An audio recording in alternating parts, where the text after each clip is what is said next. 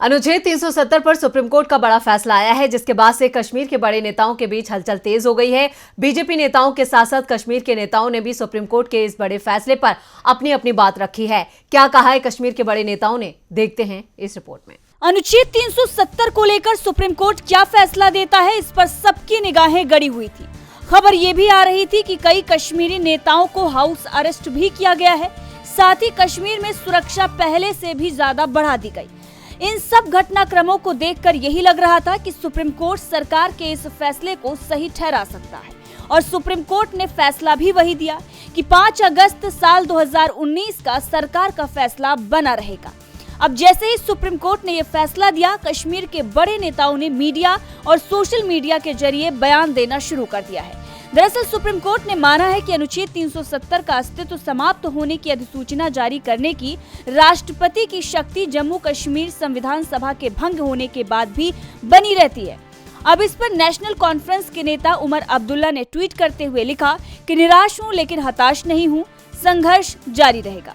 वहीं इस पर डेमोक्रेटिक प्रोग्रेसिव आजाद पार्टी यानी कि DPAP के अध्यक्ष गुलाम नबी आजाद ने भी बयान दिया। गुलाम नबी आजाद ने कहा कि एक उम्मीद थी, क्योंकि कई चीजों में हमने कहा था कि जो कोर्ट कहेगा वो आखिरी फैसला होगा। मैं बुनियादी तौर पर कहता हूं कि इसे खत्म करना गलत था।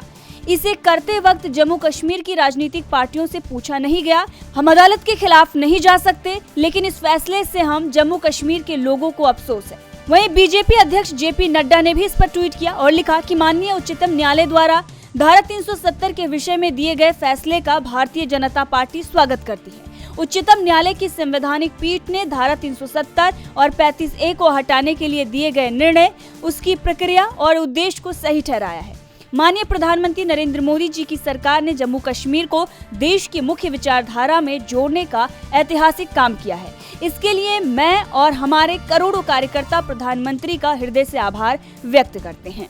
तो आपने देखा अनुच्छेद 370 पर सुप्रीम कोर्ट के फैसले पर किस तरीके से नेताओं ने बयानबाजी की है, जहां पर कश्मीर के नेताओं ने इस पर कहीं ना कहीं सरकार ने जिस तरीके से फैसला लिया उस पर सवाल खड़ा किया है, साथ ही सुप्रीम कोर्ट के फैसले का स्वागत किया है। तो वहीं दूसरी तरफ बीजेपी इस फैसले का स्वागत कर रही है। DB लाइव की रिपोर्ट।